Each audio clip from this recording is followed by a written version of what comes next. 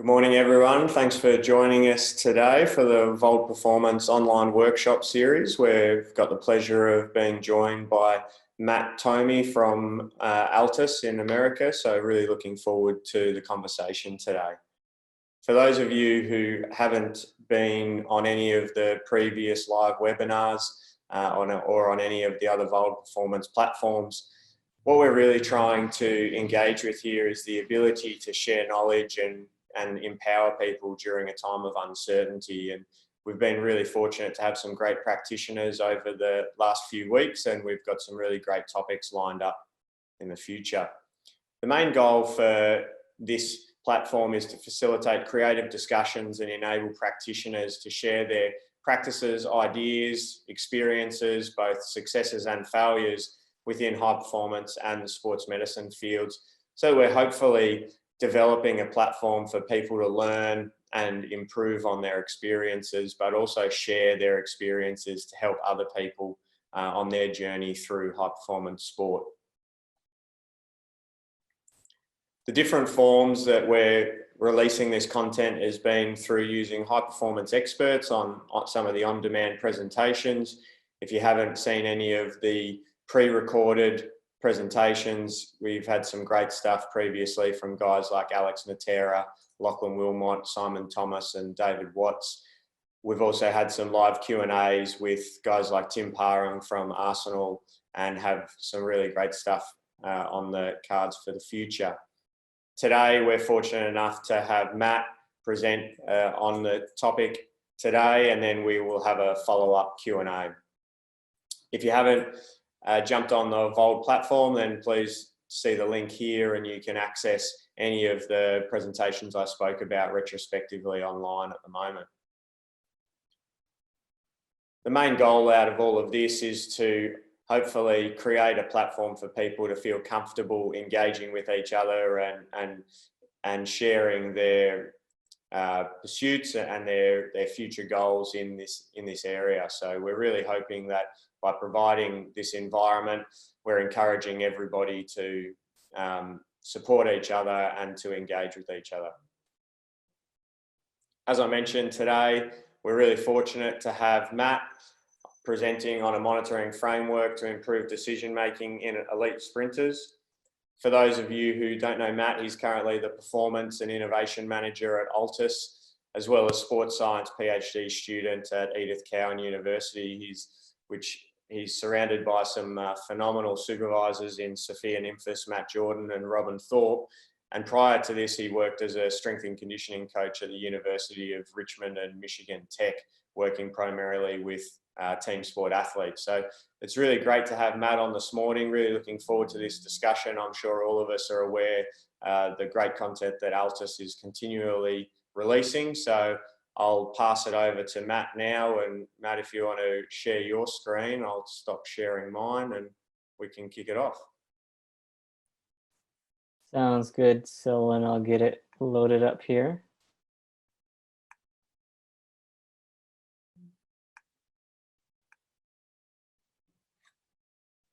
Okay. Thanks for that introduction. So, and I really appreciate it, and I appreciate being asked to present here today. Hopefully this is useful to the people listening, and hopefully it facilitates some good discussion following. While I will be talking about the monitoring framework that we've used here at Altis this year, credit really goes to Robin Thorpe for the development of this framework.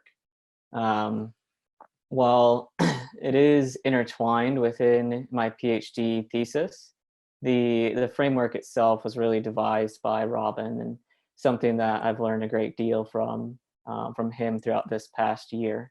So hopefully I can present it, and like I said, hopefully it's useful and I can answer some questions following up. So just to, hold on a second, there we go. So before I get going, I just want to introduce kind of the setting that this research and this project has taken place. Altis is an independent company that specializes in coach education as well as the development of elite track and field sprinters. Altis has also created what's known as the Living Lab. And the Living Lab is kind of a combination of what some people, Aaron Kutz, I know, has written about this, and others have talked about fast and slow sports science. And the Living Lab combines both of those entities. So the fast piece referring to the day-to-day monitoring practice for Altis athletes and coaches, and the slow piece referring to the more long-term research projects, which includes my PhD thesis, among other projects. In addition to that, something that was important to Robin coming in based on past experiences especially was that we also incorporate the medical practitioners within this. And we've been lucky enough to have Jazz Randawa, who is very collaborative with us in these efforts, so that we can include that within our sports science, which I'll kind of get to as well. And like I mentioned, this is the environment that we're working in, elite sprinting. At Altis, we have 3 training groups, so short sprinters that compete in the 100 and 200 meter events. We have hurdlers, and we have 400 meter runners. And as I began to dig into the research in order to kind of look at where to start with the Living Lab and also with my thesis, I realized, again, like Selwyn mentioned, I'd come from a team sport background, as did Robin. And so when digging deeper into this, we realized that while there is a lot of research currently in track and field sprinting, most of this research is concentrated in the area of biomechanics. And in actuality, that's one of the first questions that we had leading into the Living Lab was related to biomechanics and movement quality, and how we can assess movement quality and determine its relationship to performance and as well as injury.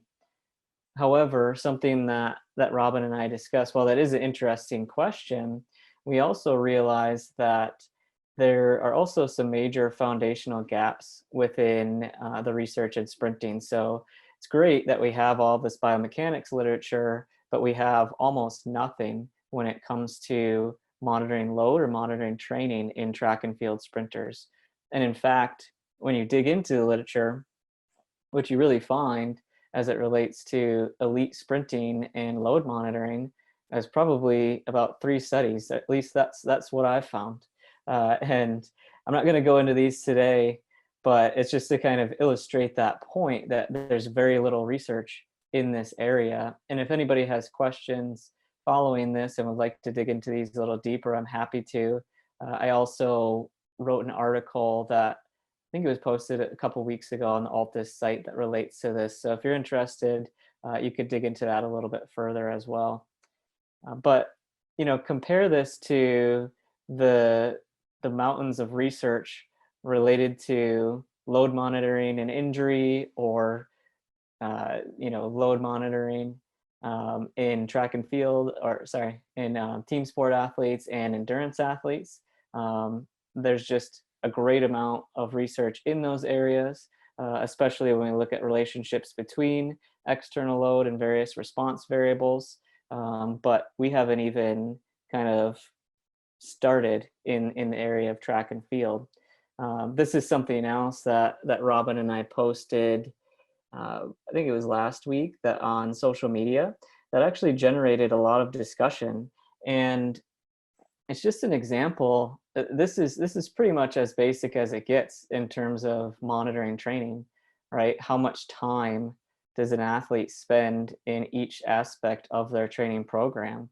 And so it's interesting just to lay this out there and to see what questions arise from this and what you can gain from just this basic information.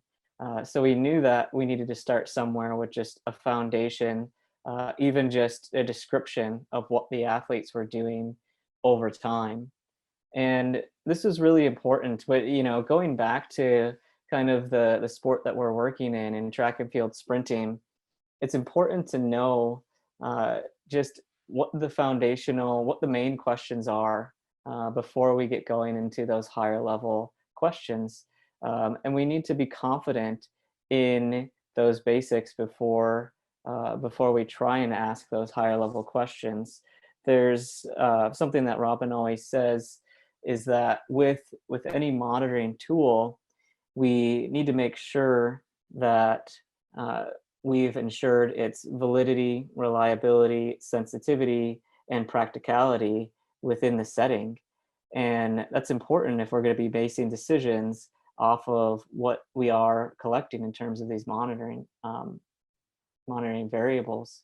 And some of I just wanted to pull this slide up here to show what type of sport we're working in, where very small changes can be extremely meaningful. So Hopkins determined the smallest worthwhile change in elite sprinters. This was based on competition data to be 0.3 to 0.5%.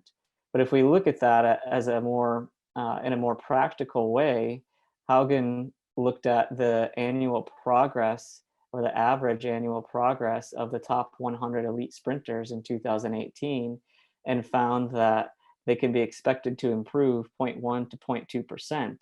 And even taking that a step further, when we look at a very practical situation, the difference between a bronze medal and not making the podium in Rio was also 0.2%. So it's very important that we ensure that we're confident in these measures that we're taking, and that we're providing good quality information to the coaches to base their decisions off of. So with that, we devised this basic monitoring framework to kind of get the ball rolling, so that we knew we could ask higher level questions beyond this, and we'd be able to tie those to certain things that the athletes were doing. So the first step of this was quantifying the external load and global load, or just essentially what the athletes were doing in training. Again, stuff that hasn't been done before in track and field. Following that, we wanted to assess the athlete's response to load. So I'll talk about a variety of measures that we use to do this, but this was in order to really look at the associations between what the athletes were doing, changes in load, and how they were responding to that load over time in terms of performance, fatigue, injury, etc. And also, last but not least, measure performance. Now, for those of us working in team sport, we know how difficult it can be to accurately measure performance. And in track and field, we would think that this would be one of the more simpler sports to do so. However, we also have to keep in mind that it's a very individual sport. So athletes are doing different things on a daily basis, different workouts, different sessions that are geared towards their individual needs. We also have 3 different training groups that are doing undertaking very different programs. So measuring performance wasn't as simply as it seemed to be to us. So what we actually did, I'm going to mainly hit on these first 2 points here today. The performance measures really varied from coach to coach. And those were something that were collected more so on the track by the coach and they weren't as structured as the rest of this monitoring framework. So again, to go a little bit deeper into our external load measures, we were fortunate enough to have access to Catapult S5 10 Hertz GPS units. And this is, again, something that was rarely, if ever, done before in track and field sprinters. So we had to really start at the beginning here as well. And again, while there's a lot of work in this area in team sports, we had to determine how are we going to actually quantify external load using GPS. And so what we did first was we actually used coach experiential knowledge to set our velocity bands for our GPS units.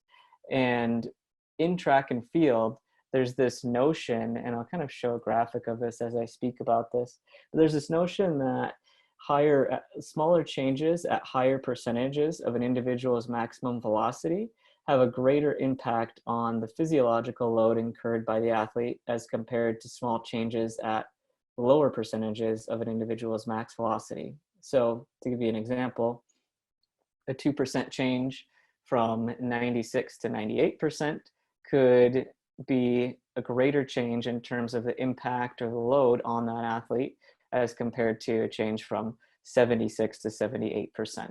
Now, I'm not saying that's true or false. Again, that's something that we don't know, but that was part of the basis for coaches choosing these limited ranges, especially as you see at the higher ends of our maximum velocity. Now, we also knew that with this, we needed to validate our equipment that we were using to measure these changes in velocity.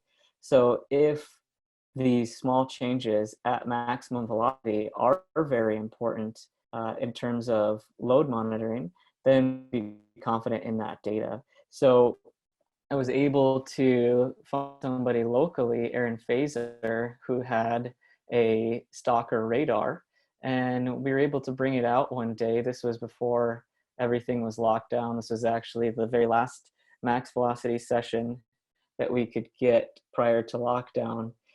And we assessed concurrently the 60-meter sprints during an athlete's normal maximum velocity speed training session for our short sprint group using the stalker radar and the GPS units.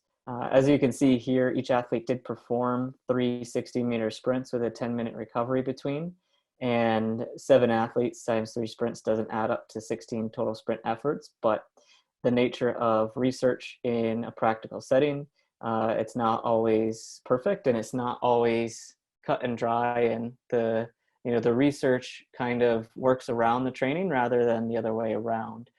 So for the last several sprint efforts, some of the athletes ran together, which doesn't give us any great radar data. However, we did get 16 good quality sprint recordings, and this is some of the results. Obviously, this is just one. This is actually part of my PhD thesis, so I can only share so much, and I haven't dug into all of the samples yet, but you see the raw data on the left of the curves. With the radar looking a little noisier, that's just because of its 47 hertz sampling frequency versus the 10 hertz GPS is naturally a little bit smoother. And then on the right, we have mono-exponential least sum of squares best fit curves, which in speaking with Dr. Ken Clark about this, he's been very helpful in kind of helping me navigate the appropriate way to analyze these curves. So likely I'll look at both the raw data and the best fit data and compare these together so that we can see what our validity is, and then if needed, we can go back and reprocess and readjust those velocity ranges within the GPS according to the error at maximum velocity, and use that to then conduct some of our longer term research projects using the external load measures. So to summarize our load measures, GPS, this list here is really just a short list of some of the measures that we included within our GPS reports. We, again, didn't necessarily know what to look at. So we included some of the typical measures that are looked at in team sports. And what we plan to do is compare those to RPE data as well. So after the training session, we used a Borg CR10 scale and calculated a TRIMP or training load number based on the RPE and the training duration according to the work of Foster. And we're now able to actually take that RPE data and compare that with objective GPS measures. Again, foundational work and foundational questions that haven't been answered yet. We don't know if RPE is a valid measure of load in track and field sprinters. And this can be very valuable information for many people because across the sport, most don't have access to GPS or the budget to use GPS. So using something like RPE might prove to be a very valuable tool. Again, it's been used obviously in a wide range of sports. So we'll see what we find with that. Again, that's one of our longer term research projects. I don't have the answers to that just yet. In terms of response to load now, we have a variety of daily and weekly measures that we've taken with our athletes. On a daily basis, we use a modified Hooper-McKinnon questionnaire to gather subjective readiness or subjective wellness, sorry, from our athletes as kind of a readiness assessment. This is something that Robin has used in the past, and it's been shown to be valid and sensitive to changes in load. Again, it hasn't been in sprinters, so again, one of those longer term research projects, things that we're going to look into, the changes in the sensitivity of these measures in response to changes in external load. But I can get into that a little bit more if there are some questions about that. It was just a simple 3-question questionnaire: fatigue, sleep, and soreness on a 1 to 7 scale. On a weekly basis, we had several other measures. So athletes would come in on Monday morning at the same time every week after a day off on Sunday, and they would see our medical. So they would see Jazz Randawa, and he would take them through some musculoskeletal extensibility tests that were based on the injury research that we looked into, key areas related to injury in sprinters. So we're talking the hip, pelvis area, hamstring, low back, groin, lower leg, Achilles areas. Those tests included the sit and reach, bent knee fallout, excuse me, resting Achilles, and a couple hip flexion assessments, active and passive, for posterior chain extensibility. And these can give us some insight into extensibility as well as stiffness, and we can gradually follow those over time in addition to our other measures. So following this, and this assessment probably took about 5 minutes, and then the athletes would make their way over to our hamstring assessments.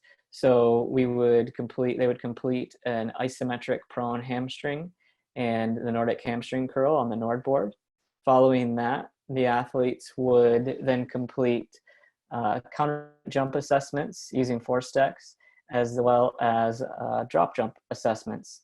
And then after that, they would go off into their normal training. So all in all, maybe just over 10 minutes of assessments that we've added in. Other than that, we really didn't add much else into the process in terms of time.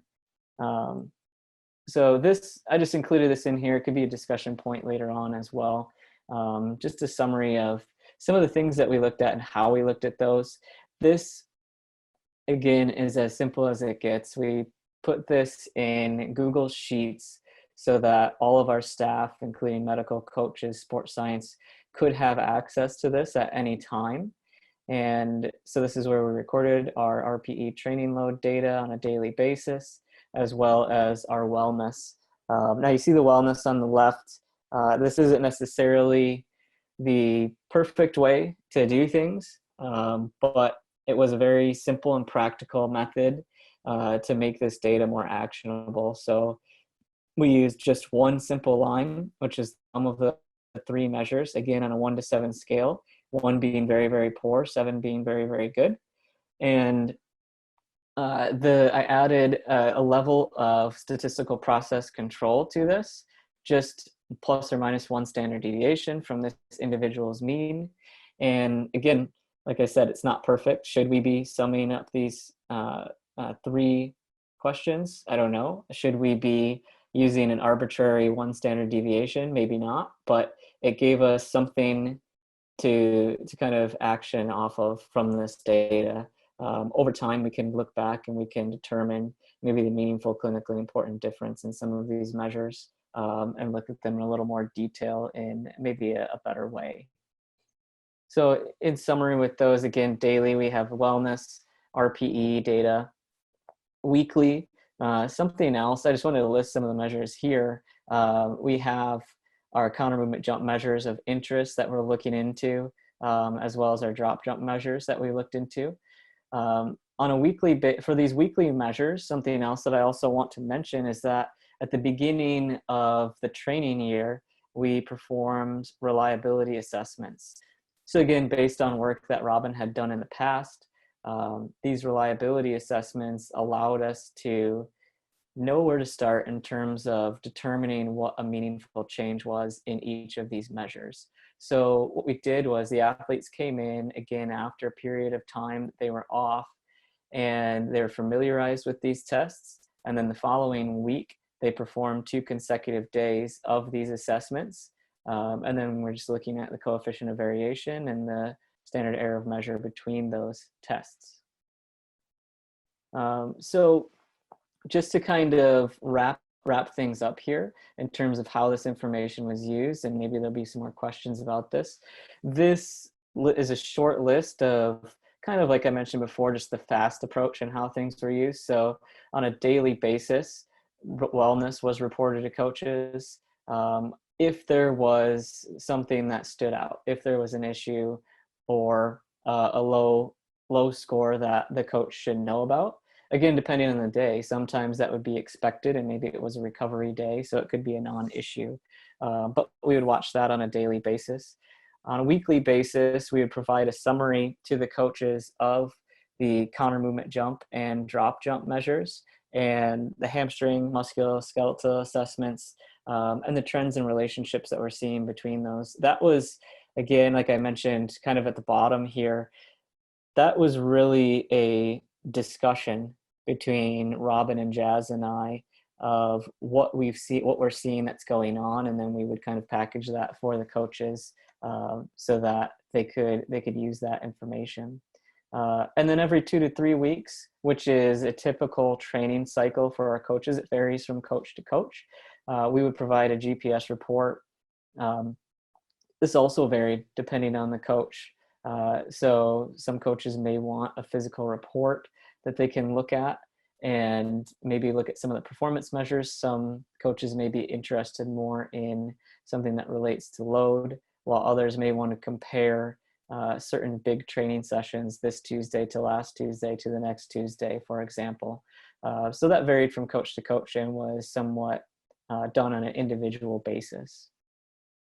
And then in terms of the ongoing information that's being used now Robin and I are digging more into the long-term or the slow sport science side of things. I mentioned some of those with the validity of the GPS for maximum velocity, the relationship between some of the external load measures and the session RPE measures, sensitivity of the wellness questionnaire, the relationship between changes in load and changes in some of these response to load measures.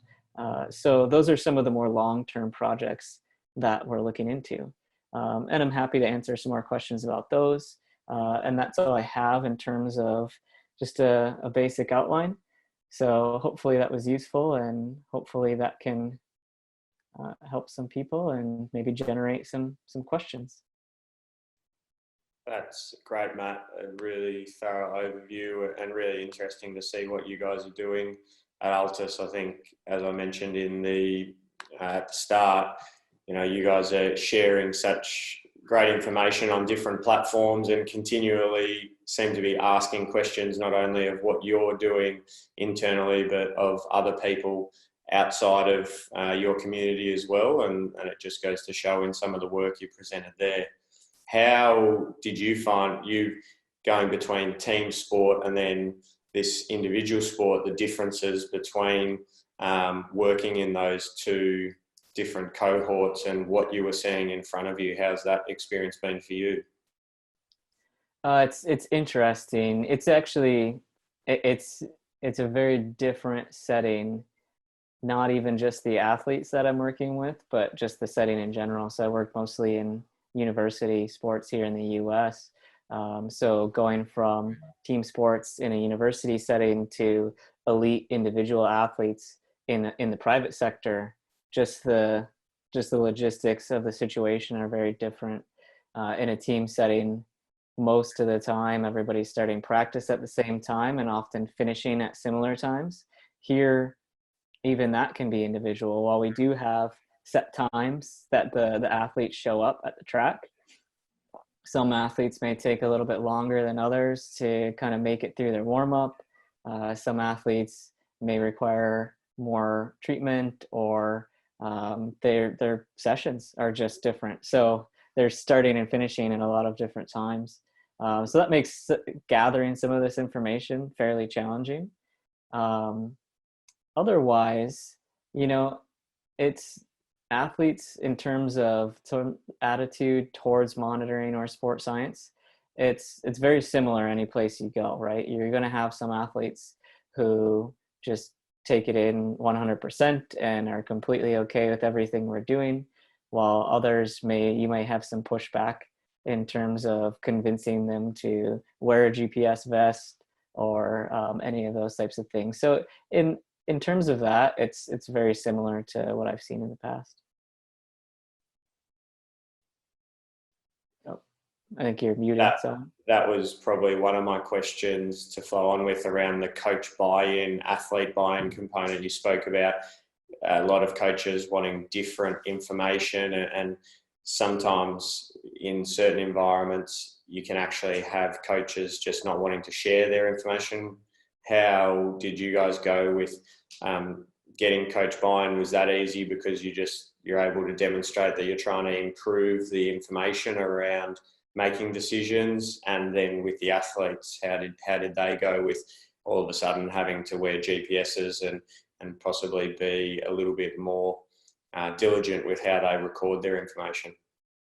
Yeah, well, the coach interest and buy-in with this, again, is to varying degrees based on the coach, right? So some coaches really preferred to mainly use some of the wellness measures, while others maybe were interested more in performance measures or the GPS measures. So it was just different in terms, and it's not really, again, from working in a university setting, it's not really different for me to work with a variety of coaches who want different things. It's almost like working with several different teams. So in that respect, it wasn't necessarily a new experience for coaches to kind of be asking for things in a different format or be interested in things in a different way. But you also saw that within the training groups too. So if one athlete with a certain training group didn't want to wear the GPS and somebody else saw that he wasn't wearing it, so I don't want to wear it either, then that could kind of snowball. But it's kind of, I mean, everything within sports science or strength and conditioning, it's just a constant ongoing process of educating the athletes as to why this is benefiting them and why we're using this information. And then also within our weekly measures, it was very easy, I thought, to provide very quick feedback to tell the athletes, hey, your hamstring force outputs are above average today. Your asymmetry is reduced from what it's been. So you're looking good. Same with the jump measures. Obviously, when you have outcome measures like jump height, the athletes become competitive with it. So some of those performance measures as measures of response to load can be very good because they're very easy for the athletes to buy into. I've used jump measures for quite a while, not necessarily with the force plate, but I've never had pushback from athletes from those. So it's probably more so, I'd say, the GPS, and some of them get sick of us asking how their session was today or how they feel this morning. But that happens again in every environment. Yeah, I think probably the biggest component is using the information to start a conversation with your athletes, because your athletes will be traveling internationally a lot as well and may not have their coach always with them during their training program. So part of the message that you're selling is this will provide us better context of possibly what you need to be doing when you're away from us, not just while you're here with us. Have you seen that as a benefit with this sort of information as well? Yeah, I'll say on a things. Number one, our season pretty much got cut off, so we didn't have a whole lot of travel as we got into the spring. We only had a couple of indoor meets, and then outdoor season didn't happen this year. So we didn't really to that point yet. Now we do have some athletes that are continuing to wear GPS around Phoenix, And so that's good. That's obviously something that's very valuable right now for the coaches. When they can't monitor those sessions themselves, they can kind of keep an eye on what the athletes are doing. But something that you did mention in that conversation, that is, I think, the beauty of using pen and paper to just collect these wellness measures and RPE measures every day. If anything, that was probably one of the most valuable pieces of this was, oh, your sleep was it too? What happened last night? Or why are you feeling sore? Where are you feeling sore? And it starts that conversation, so then you can report that to the coach and give them a little more information than just a number, right? Because none of this is black and white. It's all for making judgments based on what we have in front of us that day, what is on the training plan, what is the athlete presenting as, how can we use that information to make better decisions, to make that plan better for that athlete today. Yeah, I couldn't agree more. We have a online system where our guys fill out their subjective wellness questionnaire prior to us going in training, and then we have a review before training starts to go through that and basically make sure that we have kind of checked off any players that may be flagged within that, and then our decision with the athlete then is based off a little bit of who within our performance department, whether it be medical or S&C, has possibly a better relationship with that athlete or has had a recent conversation with that athlete about possibly something that was flagged. And then the responsibility is for that staff member to follow them up prior to training to have that conversation. Because one, if we're going to be recording something, the athlete needs to know that we are going to action on it. That doesn't necessarily mean that we're actioning by modifying their training, but at least we're actioning it by, hey, we saw that you mentioned that. We're just here to check that everything's all right. And more often than not, guys are like, yeah, just, my kid had a bad sleep and I just didn't, I don't feel as fresh as I was hoping, and they're still happy to train. But the power in that conversation is just phenomenal. And then you continue to demonstrate to them that you value the information, so that when they are entering that data, especially because we're not doing pen and paper like you're saying, you need to make sure guys are doing it in a reliable fashion and not just going through the motions of entering a 3 or a 4 every time just because that's the easiest number to add. Right. But Jerry just had a question about how did you go with having staff or coaches give up the 10 minutes or 15 minutes for some of that weekly testing? Did you have any pushback around that, or was it after you'd done the reliability work, you were able to take that to the coach and say, these are the ones that we want to do and why? Yeah, that was pretty simple, actually, adding that in. Like I said, that was really the only piece of the process that was invasive or added in. Everything else, again, was just prior, just after training, or wearing the vest within training, so it didn't really affect the process. The Mondays just worked out logistically, and from maybe just a standpoint, it was great to have them come in after a day of rest Monday morning first thing. Worked out from a scientific standpoint, but it also worked out logistically because we train out a couple of different facilities. So we train out of Exos, and that's where our office is in North Phoenix, and that's where we do our weight training. And then we train at a local community college track that's about 5 minutes away. And in most of our track sessions on Tuesdays, Thursdays, and Saturdays, we'll meet at the community college. On Mondays, however, especially early on in the fall, we would meet at Exos and the athletes would meet there. So really, it was a perfect situation to get the athletes in 10 minutes earlier, and that's all we asked for before their session. And it's, it was pretty simple to do so. And then as the year goes on, we also most of our athletes go to the track on Mondays as well. But then by that point, they were already into the routine of going to Exos first thing in the morning, going through their assessments, and then driving over to the track. So it actually worked out very well, pretty seamlessly. And you know, again, it's different in different situations. We're almost in a professional athlete type situation where the main thing that the athletes are doing throughout the day, some of them do have jobs, of course, but the primary thing that they're doing is training. So unlike in the college sector in the US, you have to work around classes and sometimes it's very time crunched. So we have kind of the luxury of being able to put those things into the schedule sometimes. Yeah, great. We've got a question from Marcus who has just asked, what is your take on objective measurements of internal workloads that may be appropriate for sprinters?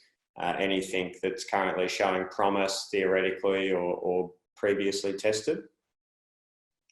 Not that, well, so again, like I mentioned, in terms of load monitoring, there hasn't been much that's previously tested. The Jimenez Reyes paper that I mentioned earlier is probably the closest thing that I've seen to measuring internal workload, where they actually monitored response to load within a sprint training session. So they had the athletes perform 40-meter sprints with a 4-minute recovery.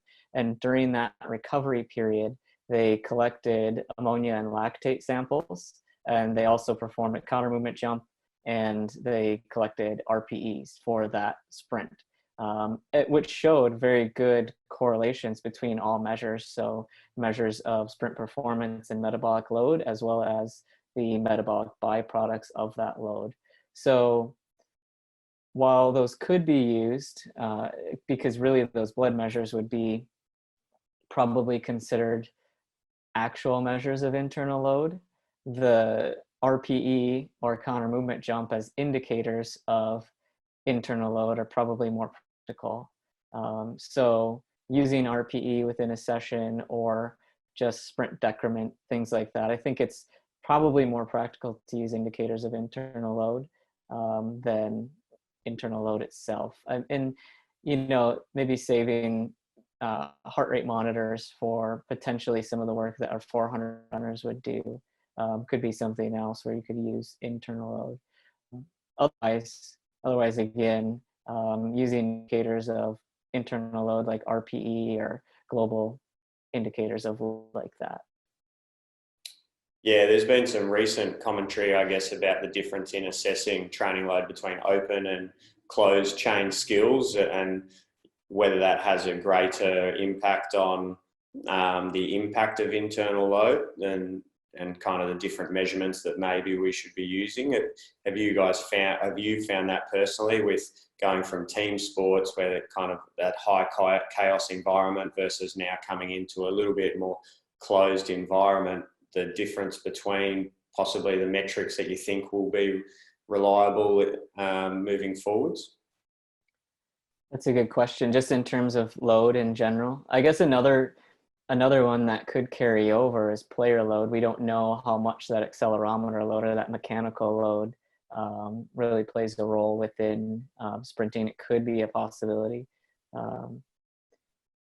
In terms of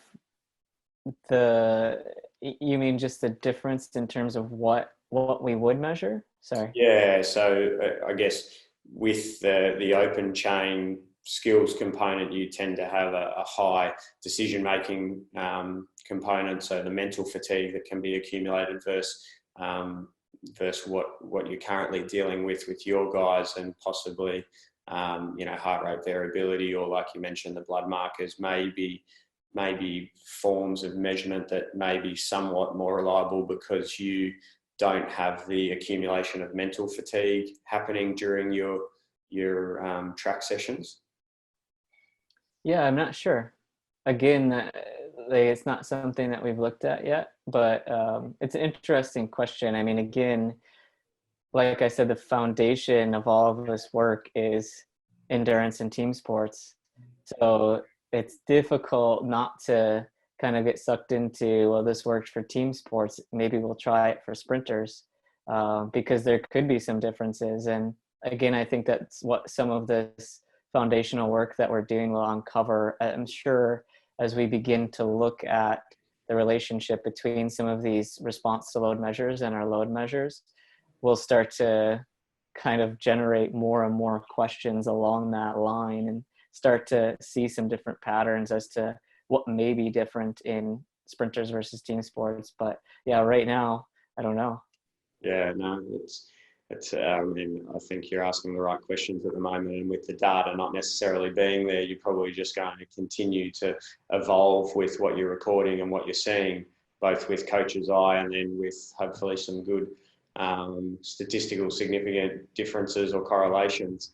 Ned had a question in regards to the data impacting training and whether or not currently you're using it as more of a reflective piece to say, yes, this training response is what we expected, or is it being used to assist informing training in the coming weeks? Yeah, so it has been used again in varying degrees. So this is very new information for everyone here. So it hasn't been used in track and field sprinting, and our coaches haven't seen this data being collected in this frequency and this high of numbers. I mean, actually, just as a side note, I was downloading, because we can't perform our jump measures right now, but I was just downloading all of our force text data and compiling that and organizing that, and we had 680 actual jump tests performed this year just with our Altis athletes. We also have visiting athletes, we had triathletes, other athletes that came and went from different countries, not included in that. So it's a lot of information that we have, a lot of data, and it's not something early on, and it's probably also not wise to make drastic changes based on new information. We don't know exactly how to use that yet.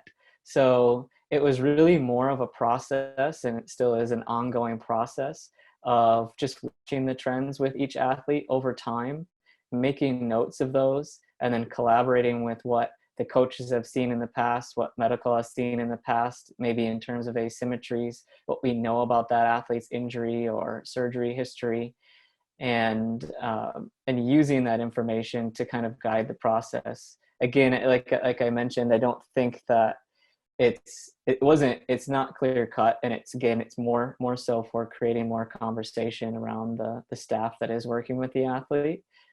So it varies very widely depending on that athlete and depending on the situation in terms of which information is useful at that time. I imagine the training block they're in as well will have a big impact on that, and what the goal of the coach is during that time, with the Olympics being pushed back and competitions not being there. There's possibly an opportunity now to not necessarily trial, but to go through different training blocks that they may not have previously planned because of the current climate we're in. Mm-hmm.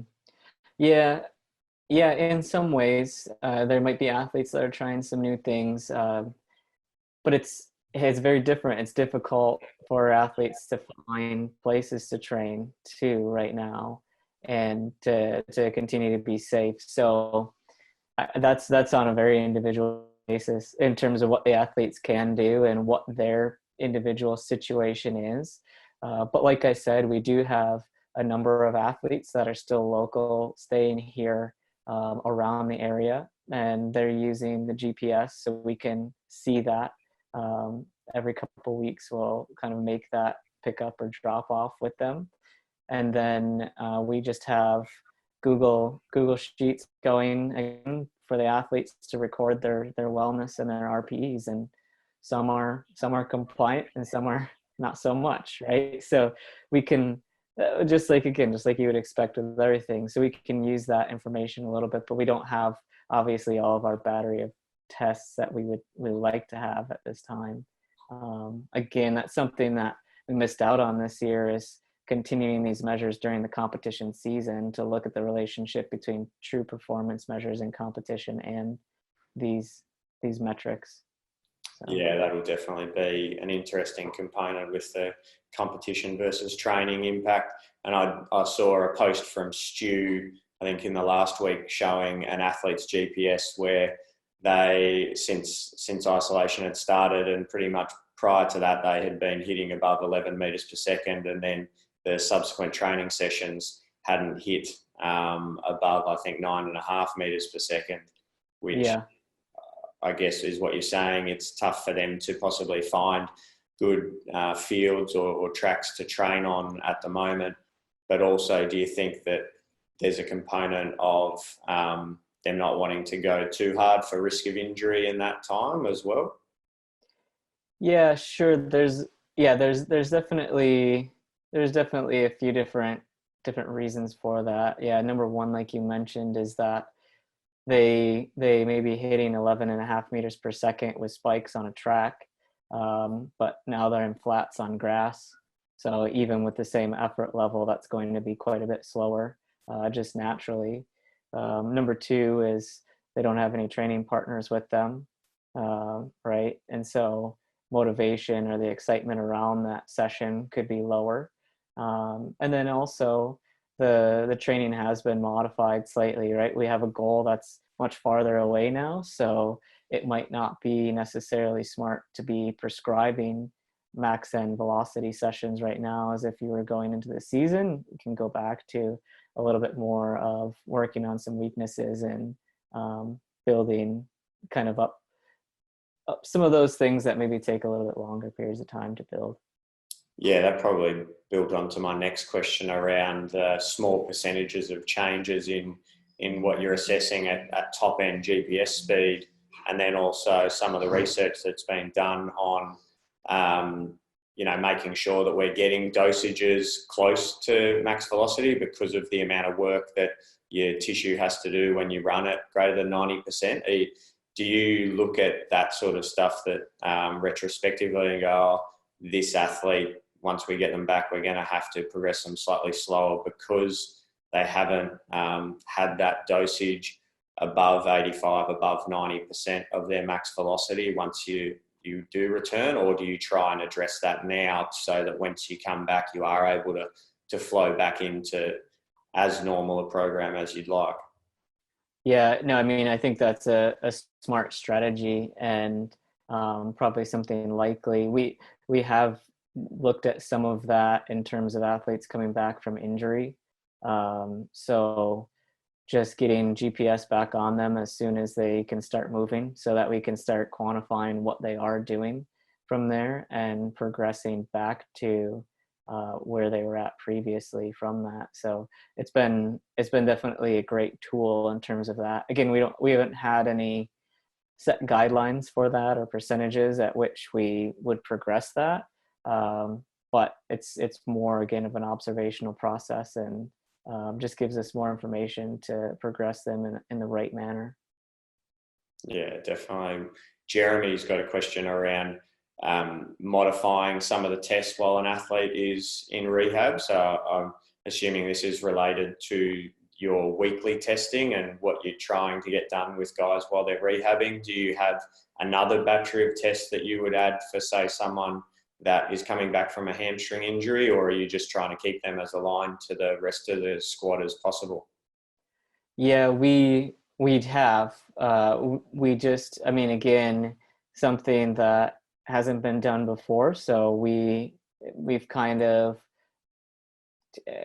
devised this as we've gone along, and we had a hamstring injury. So what was nice was that it was still easy for us to very quickly after that injury or soon after that injury implement the isometric test with the hamstring, the prone isometric on the Nord board. What we also did was another isometric test in the supine position on the force plate, where we did 3 by 3 second isometrics at a 60 and 90 degree knee angle with those athletes. And then we could look at rates of force development and force outputs on left to right sides, asymmetries, and assess that along the way. It's not something that we included in our regular battery of tests because it just ends up becoming way too time consuming and just too many tests, right? So those types of things were on an individual basis added as needed. Yeah, with that, your supine ISO test on the force decks, are you doing, because there's been a few studies looking at that. I know the McCall method looks, from the image I saw online, looks to be the one that you're doing with possibly a 30-degree knee angle just with a barbell over their back, or are you doing multiple knee angles in your testing there? We used multiple knee angles, so we weren't able to, and I can't remember the exact name of the test and the protocol right now, but in the typical protocol, the force plate is usually raised off the ground on a box, and you standardize the hip angle and the knee angle. But our force plate was on the floor, and we needed it there for practical purposes for actually getting athletes through at the same time through their jump measures. And it also wasn't our facility, so we had it in our place, and that was where we could use it, and it was hard to modify things. So what we did though was we did still standardize the hip angle and the knee angle, and we used a 60-degree angle and a 90-degree angle. So we did two different tests, 60-degree angle and 90-degree angle at the knee. The hip angle was standardized essentially because we standardized where the foot placement was. So the foot placement was the same, knee angle was the same, and then the athlete had to scoot forward or back based on that knee angle. So all of those were standardized throughout, and then that allowed us to track that athlete's progress over time. And then again, throughout that rehab process, as they were doing some light dribbles or jogging or things like that, we were able to get the GPS unit on that athlete too, to kind of quantify the load that they're going under. Yeah, no, we've played around with similar tests in our cohort and tried to find which test was more reliable and sensitive between some of the McCall protocol, which supine, kind of pulling down into the plate, whether that's on the ground or elevated on the box, or then the recent paper by Martin Laurie looking at the standing protocol in soccer athletes and having the plate elevated on the box and looking at whether or not arms across their chest or against the wall was more sensitive with that test. And we've started to look at that standing test as you're in a greater degree of hip flexion and putting, I guess, the tissue in a somewhat a longer, higher tension position. So there's definitely some interesting research across a few different cohorts looking at that. And I guess now what the question is it sensitive to change, and is there a baseline or a threshold that guys, possibly can be at for a protective component, or to try and mitigate some risk? It's still not 100%. With your Nord board and hamstring ISO assessments, what sort of reps are you doing with that as your weekly protocol? We did 3 reps of each, so 3 reps of each leg of the isometric prone individually, and then following that they performed 3 Nordic hamstring curls, and then essentially they just moved right over, performed 2 practice counter movement jumps with their hands on their hips off of the force platform, and then stood on, were weighed, performed 5 jumps, stood off, kind of rested for a minute, and then performed 3 drop jumps from a 32 centimeter box above the platform. Yeah, great. We have another couple of questions from Gavin. So he's asked, what analysis and or metrics do you think are best to validate time varying continuous data, as his first question? So maybe I'll give that to you before I dive into his second question. Yeah, well, again, my background strength and conditioning, not necessarily statistics. And even though I'm working on my PhD, that's definitely not my strong suit, but I will be looking at using a linear mixed model designed to determine how some of these force plate measures change over time in relationship to changes in load on the individual level. So linear mixed model analysis.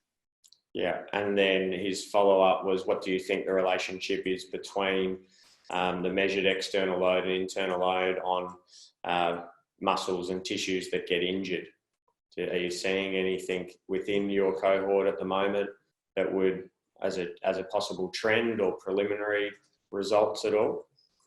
Well, I mean, that's a good question. We just don't have enough athletes to really answer that, because we don't have enough injuries to answer that question then, right? So if we only have 2 or 3 athletes that get injured, like, we can't really look at trends.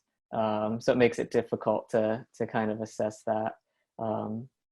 But yeah, there could be some relationship between changes in load and injury, like has been shown in other sports, as well as changes in technique or mechanics. Yeah, the technical one is an interesting question. You spoke about the biomechanics that has previously been done with elite sprinters, and there is often debate around the impact of technique on injury risk as well. And once we're running at higher velocities where our work output has to be significantly greater, then if you have, technique degradation, does that then put you at an increased risk? How are you guys assessing that component within your framework? Yeah, well, we have, if people haven't seen the kinogram, the Altis kinogram, which is essentially frame by frame of some of the different snapshots of the pieces of the stride that Altis in the past has kind of devised that they feel are important to look at. But it's not a question that we've really explored fully. So we haven't really dug into that. Something that Robin and I have discussed with Stu and with Ken Clark is that it's a very difficult question to answer. And where do you start? Because we don't know. Well, number one, we don't know how to define good technique and poor technique in each individual, because that could vary. We also don't know the variance from rep to rep within a sprint, the typical variance. And we don't know the typical variance from session to session or week to week. So there are a lot of questions within that. So determining if it was technique or load or whatever it might be that caused the injury or led to the injury is a very difficult thing to dig into. Yeah, it's always an interesting debate. Is the best technical model the model of the current fastest person in the world, or is the best technical model based off the difference between being elite or sub-elite and then coach's eye and experience? And the work that Ken Clark's done has been phenomenal to better inform that component, but it's still evolving, and the discussion is really interesting from my perspective. Yeah, absolutely. You highlighted the Suzuki study in your previous slides, and I know that they looked at the performance of a Japanese 400-meter sprinter and finding some, I guess, large predictive behaviour between some of the measures that they were taking.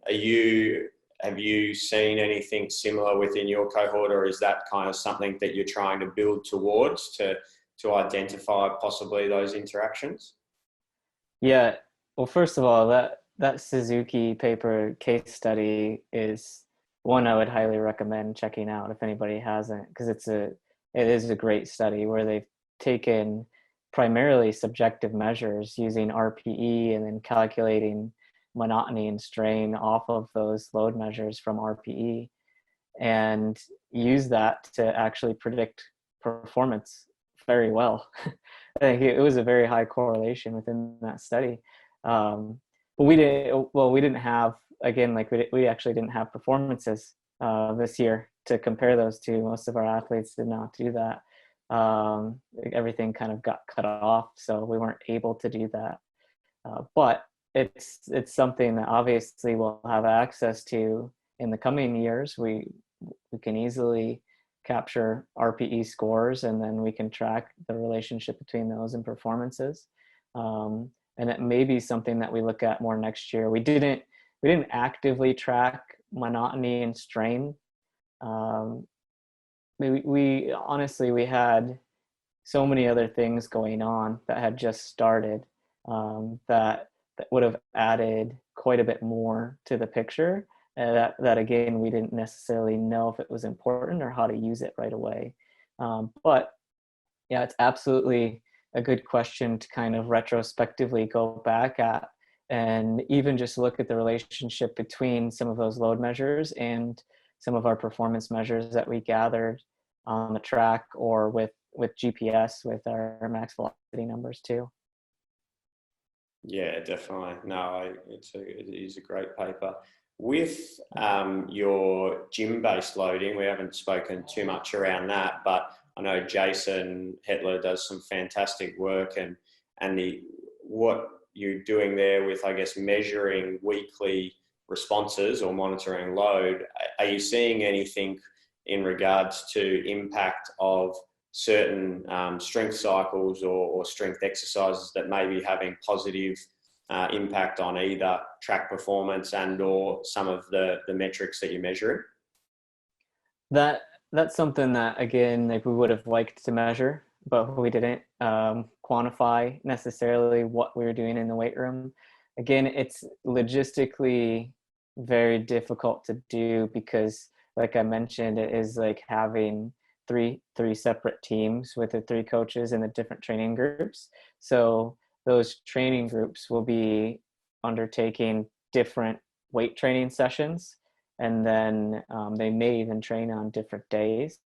And then within those groups, there are always individualized training protocols per athlete. So again, it's difficult to say that this caused that. And I think that question of transfer, something kind of goes back to my experiences within this field as a strength and conditioning coach. And I've had the pleasure to edit and speak with Dr. Anna Bondarchuk a bit about transfer of training. And it's something, it's very difficult to say that this component caused that change, right? It's always a combination of things, and it's always the program as a whole, right? Not necessarily this in the weight room caused this change. It's always going to be everything. So I don't know if that's a question that can necessarily be answered.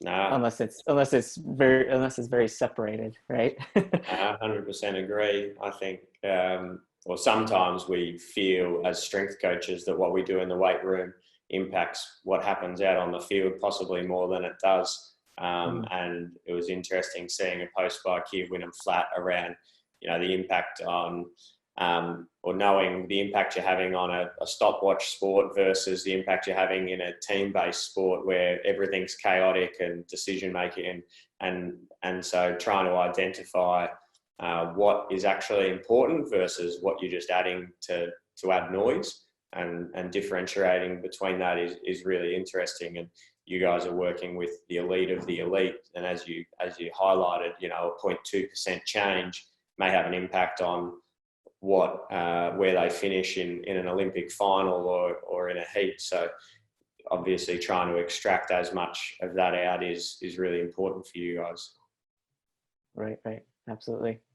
The one question I wanted to go back on in regards to the small changes in your velocity measurements with GPS. Are you, at the moment, you're kind of just keeping those percentages or those windows small because that is what the coaches feel that is important to measure? Are you seeing, with the noise in the actual GPS, are you worried that it may, with small percentage blocks, you're actually, whether or not you are doing that amount of work that the GPS says, are you worried about that at all? Yeah, and we're keeping them at those percentages for the time being.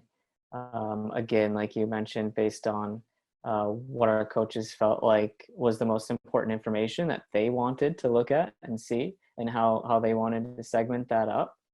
And again, this is the reason why the GPS validity study is actually the first initial study within my thesis.